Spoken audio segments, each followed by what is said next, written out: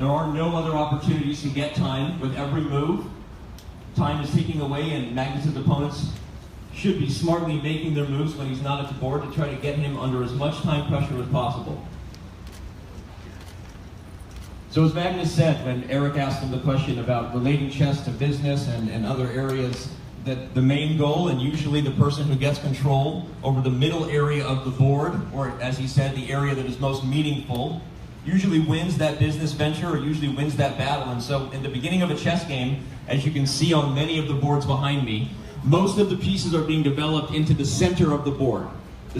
From the center, every piece has more opportunities. More opportunities generally leads to more powerful pieces. More powerful pieces get better tactics, and then we have checkmate. So you'll notice that very few of the pieces develop to the edge of the board. In one of the games, we have a bishop developing on a diagonal. If I can find that board behind me here, should be interesting to figure out which camera it is. And I'm struggling with that, clearly. The bishops are pieces that move from a long range away, sort of stealthy. And so in one of our games here with Mr. Brett Bryan, we actually have a bishop being kettled, which should lead to some interesting dynamics I will highlight in a little bit. So Magnus is playing quickly because he doesn't have a lot of other options. The thing that we can learn from this game at this stage is that usually whichever one of the players comes out with a faster control over the middle of the board, as we already highlighted, will be the first person on the attack. In chess, the initiative is probably the most important thing, just short of winning pieces. The initiative, the ability to make threats and to keep the game going at your pace, is something Magnus does better than probably anybody in history. And in some of these games, it is the initiative is already favoring him probably more than his opponents would like.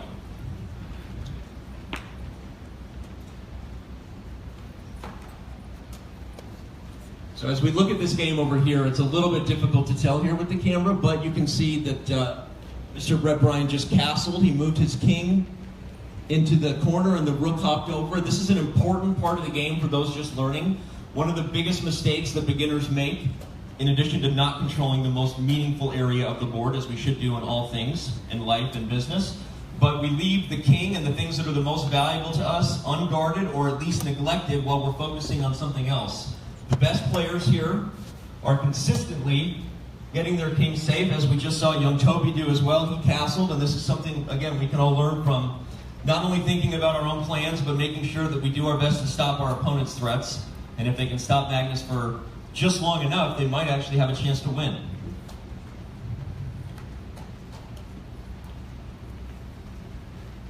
Right now, Magnus has an average of about 8 minutes left on every clock, and I wasn't kidding, and I know you would be expecting us to do whatever we can to make it a spectacle, but you'll notice we're already 5 minutes in and none of the games are over yet. And his clock is ticking every board that he's not at. And so as far as the physical challenge and the mental challenge for him to move as quickly as he needs to, the game is real. And this is not, as I said, having done more than a few of these with Magnus, I'm always surprised by how difficult he's willing to make the challenge, and I have never seen or been a part of a clock simul that only allowed an average, if you think about it, 1 minute per move. He has 1 minute to think total while his opponents have a minute, and he's hardly using that. He has to move usually within a second or so in order to keep the game on his side. Some of the games are getting very, very difficult for his opponents as he's now helping out young Bailey Milken with the only possible move there. That was an illegal move. Magnus was giving him the only move on the board. Again, speaking of the boards, they do have they are custom built just for this event. Again, sponsored by WorldQuant. They have the Play Magnus logo, which is Magnus Carlsen's company, in the lower right-hand corner. And they have the WorldQuant logo in the upper right corner, or Black's right-hand side. Win or lose, Magnus will actually be providing these boards as a gift, along with an autograph after the event. I'm not even sure if all the players knew that, so a special gift, courtesy of WorldQuant in the event.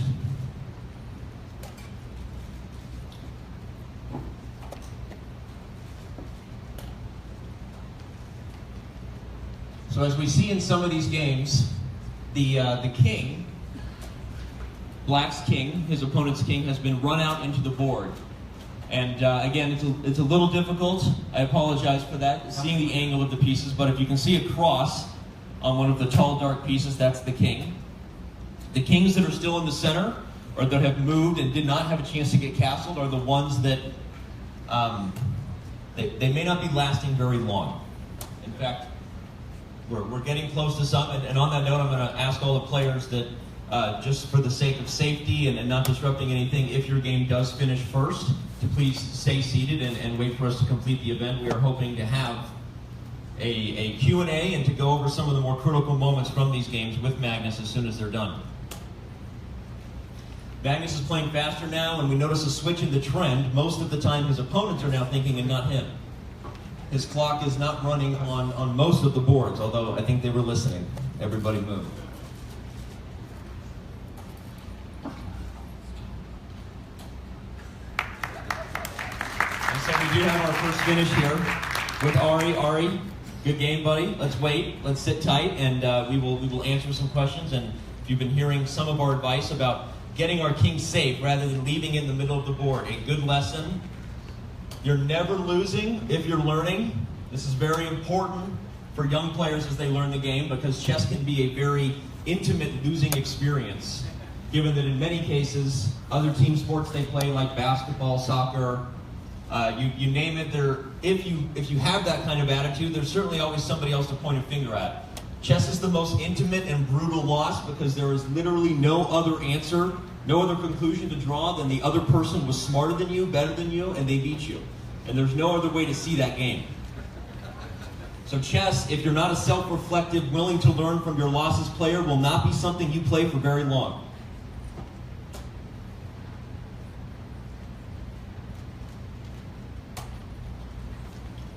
All right, I think that pawn was actually... Bailey, I think that pawn was actually on c6, buddy, not the white square. Yeah, there you go. Move it up. Yep, that's where it was. All right. You're welcome, Magnus. You're welcome. The games are heating up. Many of them still going strong, though, for his opponents, putting Magnus under this physical and mental pressure to move physically quickly, mentally quickly, using as little time as possible. Usually in a tournament setting, the moment you get under 5 minutes, and actually the rules allow players under 5 minutes to play faster. Players in tournament settings are usually required to keep score. Under time pressure, players are no longer allowed to keep score, but in this setting, Magnus was under time pressure to start, and he is already under 5 minutes on multiple boards. And he knows it. Another game finished.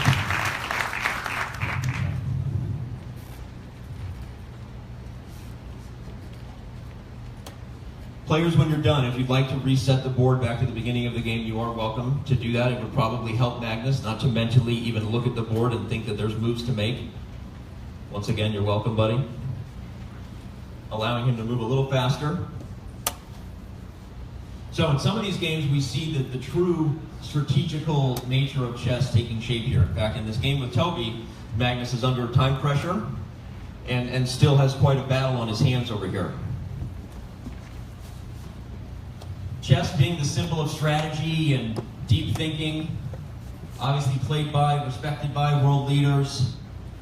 Usually the middle game stage is what we see, where we see most of the planning and the strategic thinking take shape, where you're going to outplay or outplan your opponent. You have to go back. You have to go back. You have to move back there, dude. I think this game is almost over. You got to be careful. Try not to press the clock if it's not a legal move.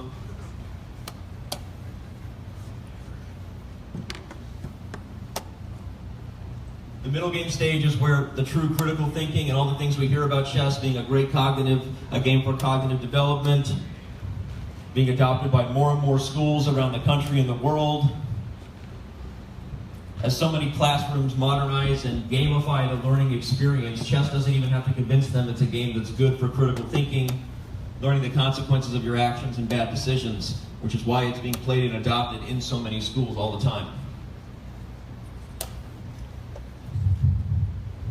And and we have still, the majority of the games are still going, and an absolute physical stress is Magnus Carlsen right now, having to move very quickly and do everything he can without any time coming back to him on moves, which is, again, not standard for him. He plays in tournaments where normally players get a little bit of time back on the clock with every move, which sort of prevents situations like now where you see him making mad dashes, because the term sudden death does apply, at least in the sense it applies to dodgeball. Nobody will die here. But if the time runs out, it's over.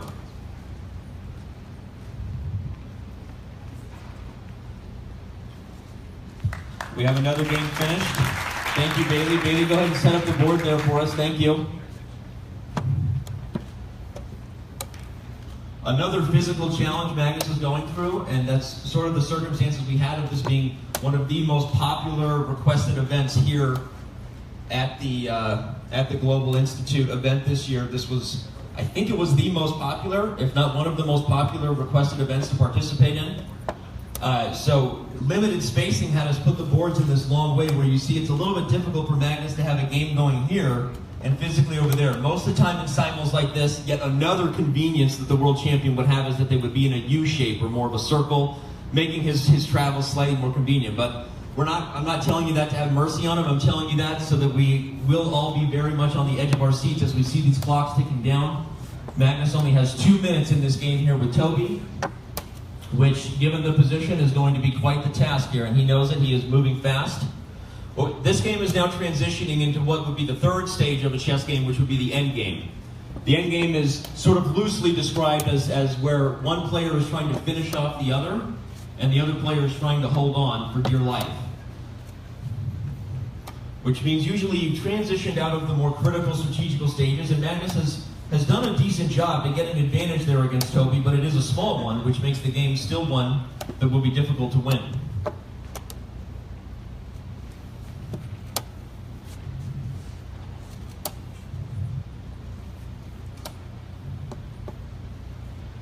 And here we have another game finishing. I believe we have a board that was missed. Possibly.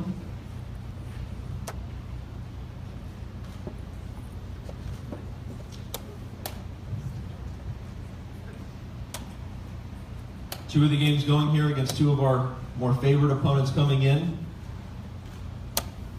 Our senior software engineer from Google and young Toby.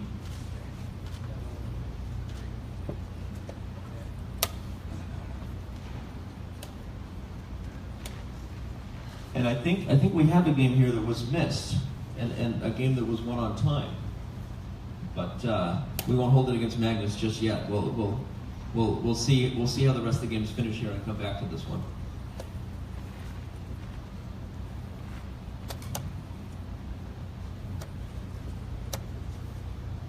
Should be fitting for an event like this and the audience we have that this is one of the most, if not the most difficult chess simultaneous experience I've ever witnessed or been a part of, and Magnus took on quite the challenge to play in this setting. Oh yeah, I think this is over. Completely forgot, and that's okay. Because my queen, all my pieces are in starting positions. He's doing good, and I think he got confused. I think he thought the game was over, but that will happen. We'll come back to it. Congratulations, nonetheless. We have a good position for Magnus there, but as he said, a little bit confused by the piece You're there. in time now. All right. Thank you.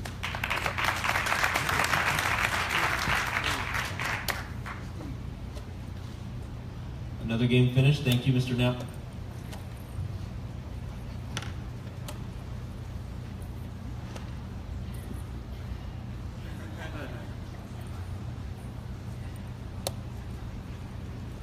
With these two very intense games still going here, Magnus is down to under 2 minutes against Toby.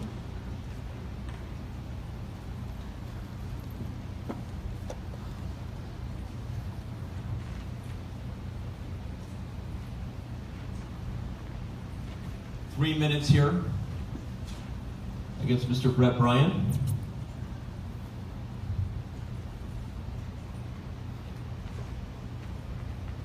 only a few boards will make it a little bit easier for him to focus. In fact, it looks like we have 2 left.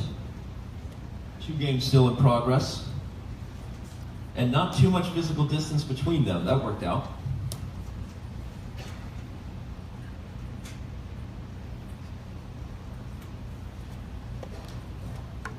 But as we said, at this stage, usually in the endgame, you'll notice that the queens are off the board, the most powerful piece on the board.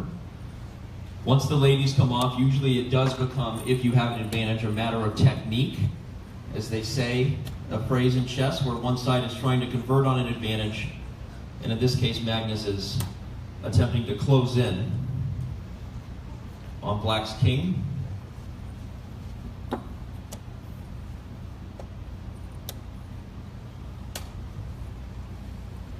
Toby strategically playing the odds and doing a very good job of not only making good moves on the board, but bringing the world champion down to his final seconds. With that trade being made, Magnus has set a trap, and where the Black king is actually checkmated in the corner because of the 2 bishops. We see the bishops line up, strangling the king and choking away squares, and a very, very good game here, but one that ended very, very nicely, a very nice finish. And you can see the coordination of all the pieces working together. Again, a big difference between the master and the beginner is not one piece at a time and playing like we call hope chess, where you hope it works out for you. One of the strongest mindsets that the best chess players in the world have is that it's no longer a game of if. Magnus Carlsen, that is our last game.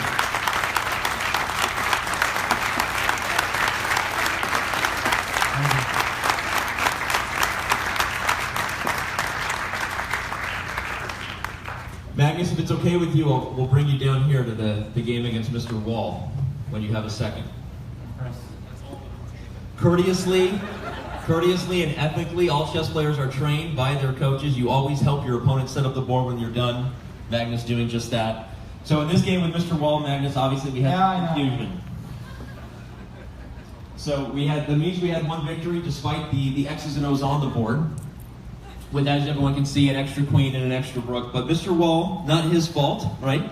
So what happened here, Magnus? You forgot and maybe looked at it quickly, thinking you had finished the other games, that this game was also over. Yeah, I just made a very simple mental mistake. I thought, at some point I thought it was half the boards were still playing, and that was this half. So, and in this game again, my queen, bishop, and rook are in the starting position. My king was here. It looked like looking from afar, I thought the pieces were set up, so I decided I must have won that. A practical format mistake. Even the world champion is in situations he's never been in before. But let's do the fans a favor and Mr. Wall, because I know he probably didn't want to win this way. Give us a prediction on how quickly you would win this game. Move number. Move number, be exact. 6 or 7. Okay, let's see it happen. Let's do it. Okay. Your move. Okay. Okay? You're in check there. Oh, sorry. 2.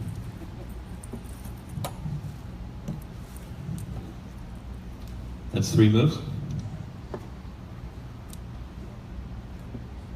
That's 4.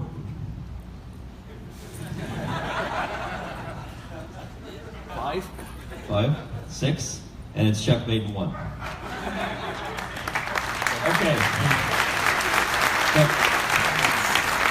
Very good. And you did win on time. I wasn't trying to be mean to you. I thought you might enjoy finishing the game. Thank you, everybody. Magnus, so one of the questions, or the last comment I was about to make, I'll just ask you since we have you here, is I was making a comment that the way grandmasters play chess, the master thinks is different than the amateur, and that it's no longer a matter of if something happens, this will work out for me, or I hope they go here. It's a mindset that if you apply to a lot of things can lead to things going wrong. By definition, you're suggesting things are outside of your control.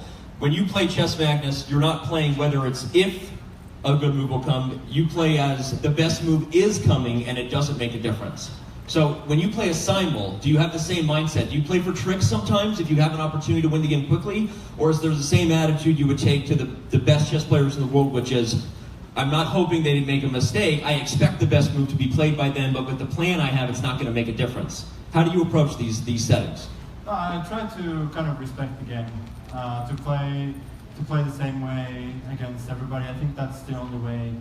I think that's the only way that's fair. I try to play as well as I can. No shenanigans. No tricks. No. Tricks are for kids. You don't do that. So, Well, I mean, if the tricks, if there aren't actually tricks, they're just good moves that have tricks in them. Then that's good, but otherwise, no. Well, speaking of kids, it seemed that one of the games we had that was one of the toughest was this one here against Toby, who had you under a minute, a few seconds there. Other than the game that we had the blind sight of the practical format, which were your games that were the hardest for you? I have to say that Toby was really unlucky in the sense that if I had remembered that I was actually playing that game well over there, he might have won on time. So. Right. So it worked out. Sorry, Toby. But I think also, yeah, he got on the far right side here, had a good position, and was plenty up on time. But then it kind of all fell apart when I at least felt there were no games left on that side. Got it. And our last question will be for one of the players, Mr. Tulchinsky, if you don't mind. So you helped bring this event together and sponsored it. Was your goal as simple and selfish as you just wanted to play the World Chess Champion? Or what were your goals behind bringing together such a great chess event and a spectacle for everybody here? You bring a lot of good people together and you see what happens, and this is what happens, and it's a lot of fun. It's all about having fun and a good time. Well, thank you, Ian, WorldQuant. Thank you, Magnus Carlsen. And now, at this time, we have a photo